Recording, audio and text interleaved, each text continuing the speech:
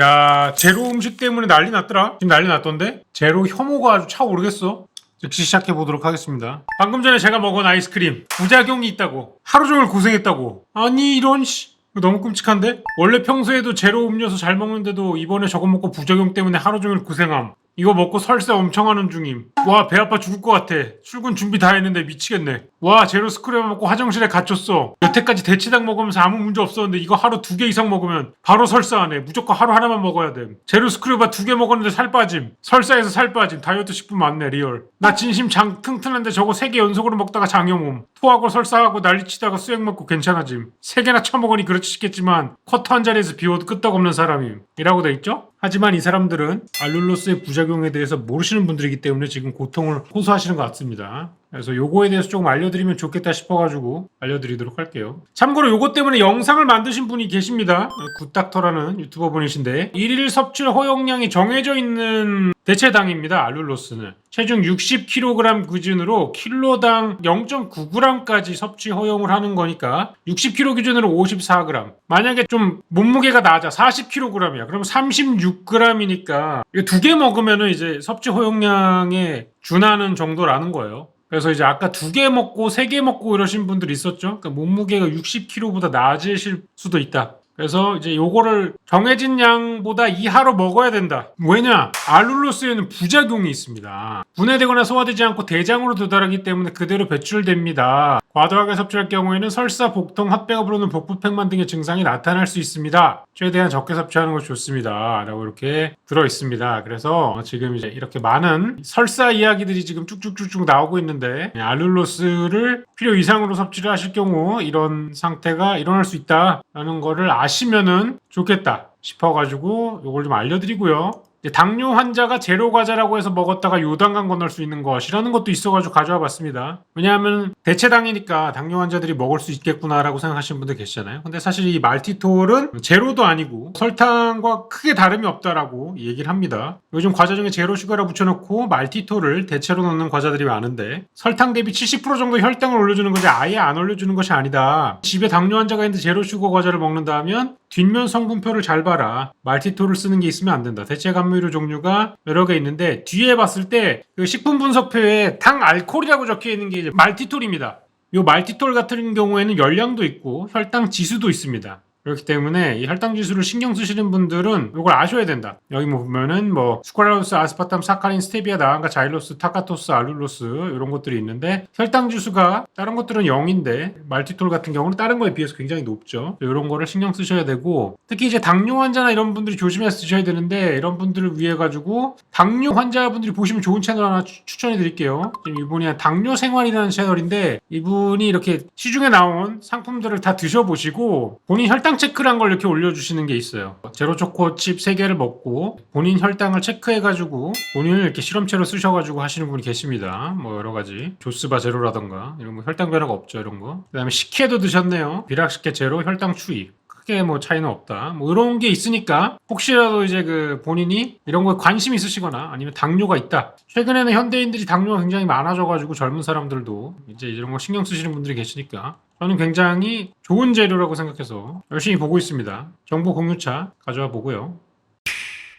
자, 비법을 모두 공개한 탕수육이라는 게 있어가지고 가져와 봤습니다. 좀 재밌어 보여서. 이거 사실 뭐 여러 번 얘기 나오던 거잖아요. 탕수육 반죽을 만드는데 소금과 보리잎을 덮어가지고 탕수육 고기를 감싸서 숙성을 하고 맨드라미 꽃하고 이런 걸 넣어서 쌀뜨물하고 말린 가지랑 섞어서 나주 배 존나 비쌀 것 같은데요. 이거 하나에 막 5,000원씩 하는 배 아니야? 배를 쪄가지고 이제 갈아서 쌀을 넣고 이걸로 숙성을 시켜서 밤을 또 넣어서 밤진액을 만들어서 콩물이랑 케찹을 넣고 밤 콩물을 만들어서 이것 때문에 말이 많았잖아요. 사실 이게 뭐 진짜 이렇게 하시는지 그렇지 않은지는 모르지만 진짜 이렇게 하지 않는데 이렇게 하는 것처럼 해달라고 하는 데가 있었잖아요. 그게 이제 뭐 여러 개 제보가 떠가지고 그런 것도 있고 사실 저도 좀 들은 게 있습니다. 왜냐하면 여기 생활의 달인 나가신 분들 중에 지인이 좀 있는데 들은 얘기가 있어가지고 조금 더 들어가는 것들이 있다. 조미료가 좀 처진 게 있다라는 얘기를 좀 들어가지고 이렇게 하면은 맛있어 보이긴 하는데 이거를 이제 매일 하기에는 쉽지 않죠. 요거 이제 이거 중에 가장 대박이었던 게 뭐냐면 500원짜리 찹쌀 찹쌀 도너츠를 파시는데 프랩을 3일 하시더라고. 그래가지고 아니 어떻게 500원짜리에 프랩을 3일을 태우지라는 생각이 계속 드는데 뭐 그런 것들이 자꾸 나와요. 방송은 사실 뭐가 진실인지 모른다. 계속 나온다. 심지어 이게 이래가지고 그 유튜브에서 따라한 분이 계세요. 생활의 달인에 나오는 이런 되게 과한 레시피들을 따라서 한 사람이 있는데 그 사람을 또 섭외를 하더라고. 생활의 달인을 따라하는 달인을 섭외하러 왔습니다. 이래가지고 언제 방송이 나올지는 모르겠지만 생활의 달인을 따라하는 달인을 취재하러 왔다. 뭐 이런 내용이 또 있다. 테무 알리가 저렴할 수밖에 없는 이유. 뭐가 계속 돌아가고 있죠? 이게 뭘까요? 로봇입니다. 로봇. 로봇들이 분리 공정을 하는 거라 그래요. 이게 물류센터로 들어온 거를 이제 배송을 보내야 되니까 어느 지역으로 갈 배송들 뭐 이런 것들을 다 나누어 가지고 하는 거라고 합니다. 이런 느낌으로 기계들이 뭐 알리도 그렇고 제가 알기로는 이베이도 이런 식으로 돌아가고 아마존도 이런 식의 시스템이 다 들어가고 있고 전 세계적인 유통망을 가지고 있는 것들이 전부 다 이렇게 기계로 바꿨다고 하네요.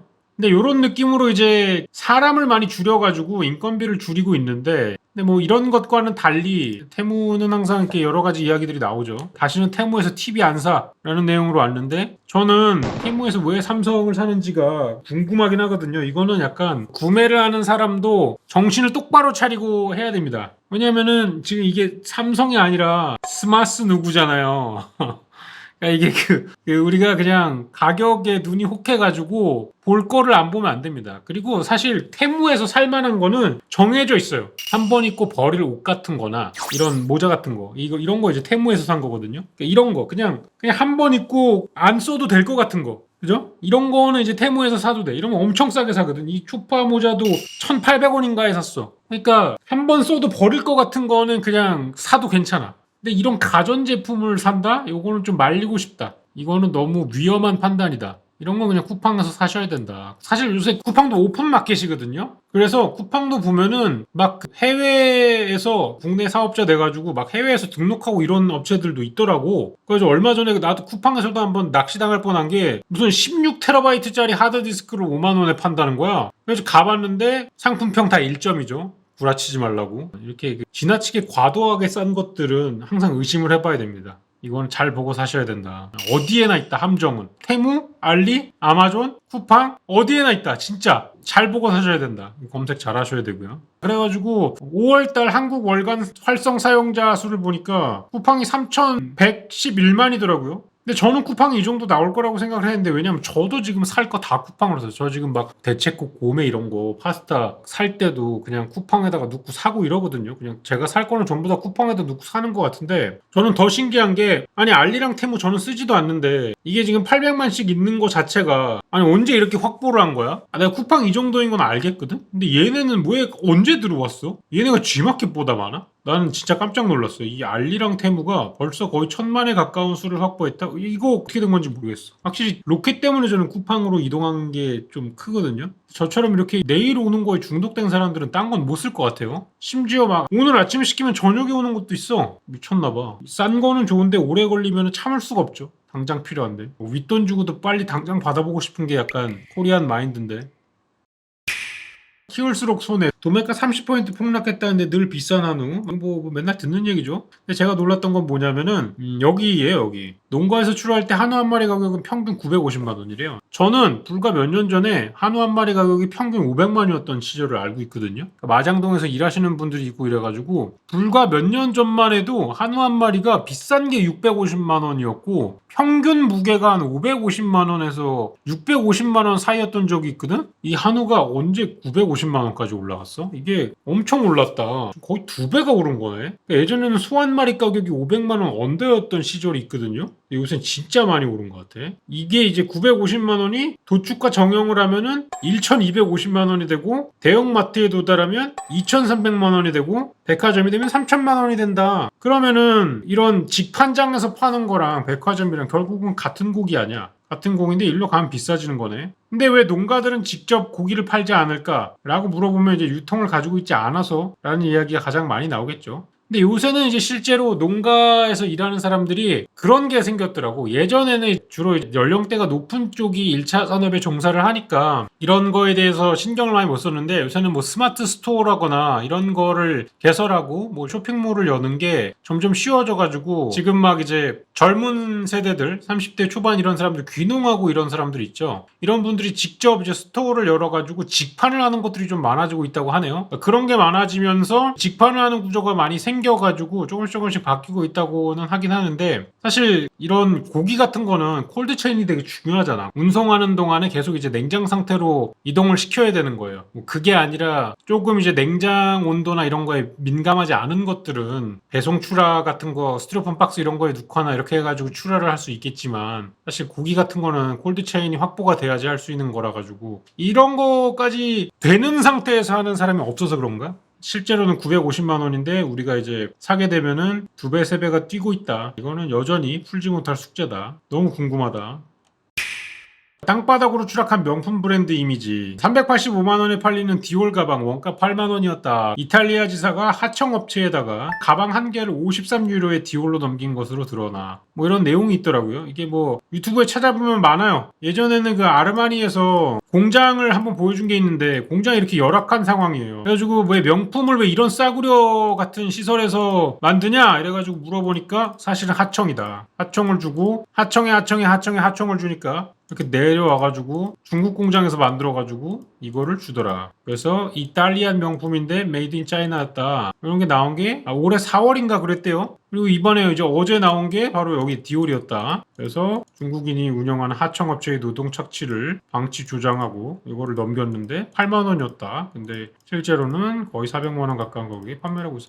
이런 거 하면은 왠지 이 디올 가방을 가지고 있는 사람들은 빡칠 거 아니에요. 저거 내가 산 가방이랑 비슷한데 나 비싸게 주고 샀는데 이러면은 디올 매장에 항의가 들어갈까 실제로? 아니면 어떻게 할까? 항의를 하는 사람이 있을까 없을까? 너무 궁금하다. 아니면은 오히려 항의를 하는 것 자체가 가오가 떨어지는 거니까 그냥 넘어가자 이런 건가? 아니면 그 명품 가방을 쓰는 사람들은 아예 이런 뉴스를 안 보나? 어떤 걸까? 너무 좀 궁금하다.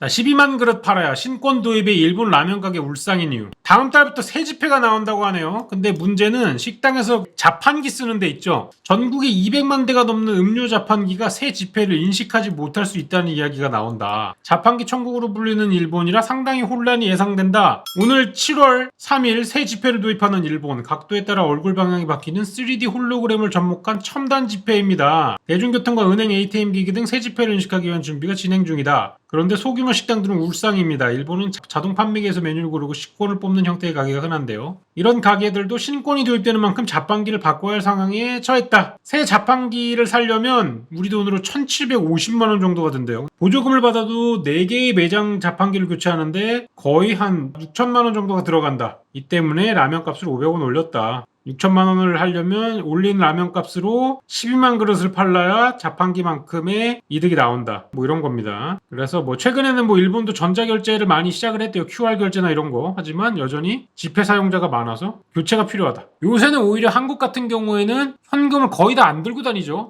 보통은 이런 휴대폰 뒤에다가 카드 하나만 이렇게 꽂고 다니는 게 훨씬 더 많잖아요. 이거면 거의 다 되니까. 이게 아니면 모바일페이도 대부분 다 되잖아요. 1만 원 정도 가지고 10만 원 정도 들고 있지 않으면 불안하다. 더 급한 건 음료수 자판기라고 합니다. 전국에 220만 대가 설치되어 있는데 지폐를 판독하는 부품을 교체해야 되는데 대부분의 자판기가 새 지폐를 인식하기 전까지 2년 정도 걸릴 것이다. 다음 달 신권이 발행되면 식당 자동 판매기기는 50% 정도, 음료 자동 판매기는 약 2%에서 3%만 새 지폐 인식이 가능할 거라고. 일본에도 제가 지난번에 갔다가 봤는데 크레딧 카드, 신용카드가 되는 자판기도 있긴 있어요. 이거를 다 이제 교체를 해야 되나 봅니다. 국내는 모바일 페이 되는 자판기도 되게 많거든요. 그래가지고 일본이 되게 아날로그를 많이 쓰고 있다. 그래서 이게 이제 후폭풍 중에 하나다. 이런 게 엄청 많이 올라오더라고요. 파리바게트 25,000원대 성심당 2만원. 파리바게트 2만원어치가 빵이 이 정도래요. 이 정도인가? 저는 최근에 파리바게트 많이 안 가봐가지고 모르겠는데 맞아? 성심당 빵 2만원어치. 이만큼이라고 하네요. 좀 비교가 된다. 근데 저는 뭐 이게 두 개가 이렇게 비교되는 거지만 빵을 2만원어치를 샀는데 쟁반 하나에 들어오는 게 슬픈 현실이다. 빵을 2만원어치 사는 게 예전에는 개 많이 사는 거였거든요. 제가 어렸을 때 너무 오래되긴 했지만 제가 어렸을 때는 식빵이 한 줄이 지금 한 10조각 들어있잖아. 예전에는 식빵 한 조각 하면 투명한 비닐봉지에 한 20조각 좀 들어있었거든요. 그리고 그게 2,500원인가 3,000원인가 그랬단 말이야. 그래가지고 그런 때의 느낌과 요즘 이제 빵 나오는 거 보면은 사실 2만 원이면 고기 뷔페 갈 수 있는 돈 아니야? 그 돈으로 빵을 샀는데 지금 한쟁반에 들어갈 정도다라는 게 물가가 엄청나게 많이 올랐다. 사실 뭐 이거와 이거의 비교가 중요한 게 아니다. 빵값이 개 비싸다. 제가 알기로는 한국이 빵값이 제일 비싼 나라 중에 하나입니다. 전 세계에서. 왜 이렇게 비싼지는 모르겠지만 한국서도 사람이 어떻게 먹냐라는 과거 세계 주민 폭주의 연 25개 결단. 이게 어디 얘기겠어요? 삼양이죠. 삼양이 이번에 밀양에 공장을 추가로 만들었다고 합니다. 덴마크 정부는 최근 삼양식품의 불닭볶음면 3종에 대한 리콜 결정을 내렸다. 품질 때문이 아닌 너무 매워서였다. 128국에서 판매되는 불닭볶음면이 너무 맵다는 이유로 리콜된 것은 처음이다. 덴마크 정부의 결정에 대해 현지 소비자들이 화를 낼 수 있다. 불닭볶음면이 전 세계적 돌풍을 일으키며 공급이 수요를 따라가지 못하면 인기를 갑자기 변화구를 던지네. 위에는 분명히 잘 될 것 같이 얘기했는데 도입부가 덴마크 정부에서 리콜했다 그래가지고 아니 기사가 어디로 가는 거야. 근데 갑자기 변화구를 던지네요. 덴마크 정부의 결정에 대해 현지 소비자들이 화를 낼 수 있다.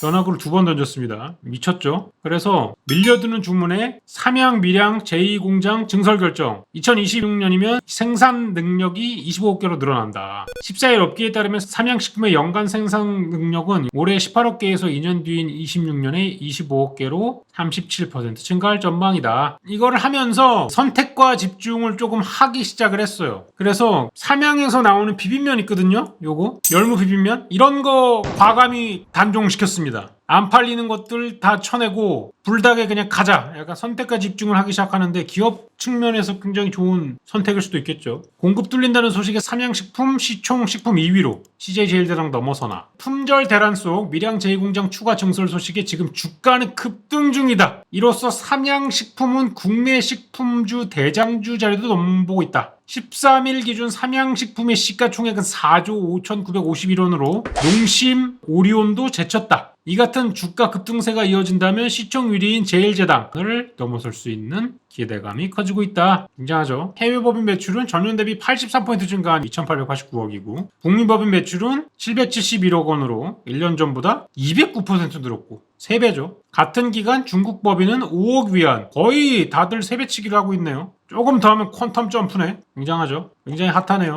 삼양으로 가십시오 여러분. 삼양으로 가. 자, 그럼 이것도 미친듯이 올라가는 주가 여기에도 있네요. 엔비디아 주가 근황. 최근에 엔비디아가 액면 분할을 했죠. 원래 1,300달러가 넘어가는 거였는데 액면 분할을 하면서 120달러로 액면 분할했어요. 근데 이거 지금 며칠 사이에 120달러로 엊그젠가 시작했는데 지금 132달러거든요. 거의 한 3일 사이에 10%가 올랐어. 여기 1억 박으면 1,000만 원 버는 거야? 미쳤다. 지금 미국 대장주들이죠. 마이크로소프트, 엔비디아, 애플 1,000달러 찍고 10분의 1 액면 분할로 130달러 돌파. 시총 애플 다시 제치면 2위 복귀. 거의 코인 수준이네. 젠슨황.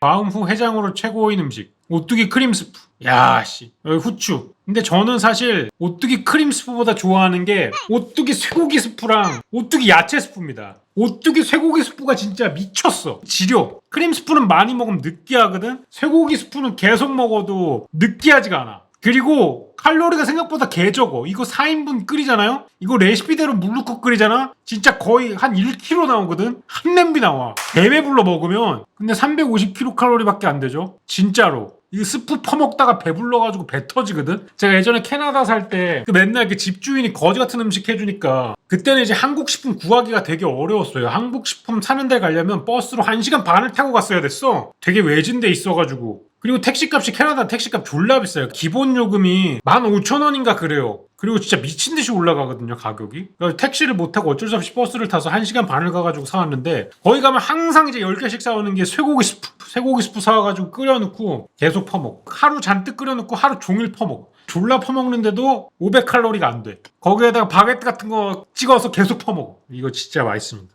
쇠고기 스프 야채 스프 지려요. 맛있습니다. 자, 여기 보니까 웃긴 게 있었어요. 유튜버의 순수함이 불러온 대참사라는 건데 원래는 그냥 평범한 미국 인스턴트 음식을 소개하는 유튜버였대요. 근데 어느 날에 유맛이라는 채널인가봐요. 요청에 따라 프로필 사진을 바꿨습니다. 안녕히 계세요라고 프로필 사진 이렇게 바꾼 거야. 그리고 갑자기 댓글에 이렇게 물음표가 막 생기는 거야. 그러면서 왜 이렇게 수상해졌냐. 수상할 정도로 수상해졌다. 요청하신 분 누군지 모르겠지만 잠깐 이리 와보세요. 미국 감성 100%. 진짜 너무 별로입니다 행님. 제발 담백하게 해주십시오. 당황하기 시작한 구독자들. 펄이를 원하진 않았어. 옷도 안 입고 넥타이 맨 게 웃음벨이네. 편건 없어서 마음에 드네요. 레알 순수한 거였네. 어릴 적 별명이 사슴이라 이렇게 해봤는데 싫어하시면 다시 바꿀게요. 수상하게 돈이 많은 펄이 밈에 대한 정보가 없었습니다. 불편을 드려 죄송합니다. 그저 켈로그 같은 캐릭터를 갖고 싶었습니다. 펄이야. 켈로그 같은 감성. 이거 뭐야? 톤이 왜 이렇게 됐어? 뭔데 이거? 요즘 이런 게 인기야? 요즘 이런 게 인기인가 봅니다, 여러분. 왜냐? 제가 그 주변인 중에 이 유튜브 채널을 새로 여신 분이 있어가지고 가봤는데 이거 봐. 구독자 2,000명인데 조회수 나오는 거 보소? 야, 구독 안 하고 몰래 보는 사람들 뭐냐 이거? 어둠의 펄이단들 누구야 이거? 다들 숨어서 하는 거였어? 요즘 유튜브는 펄이가 대세인가 보다. 미쳤다. 얘기 드리면서 오늘의 이제 주요 뉴스는 요거였습니다. 제로 아이스크림 여러분 너무 많이 먹으면 안 되니까 알룰로스 허용치가 있습니다. 요거 신경 쓰셔가지고 셀프 관장하지 마시고 다이어트 하시기 바랍니다. 알려드리면서 아디슈 마무리하도록 할게요.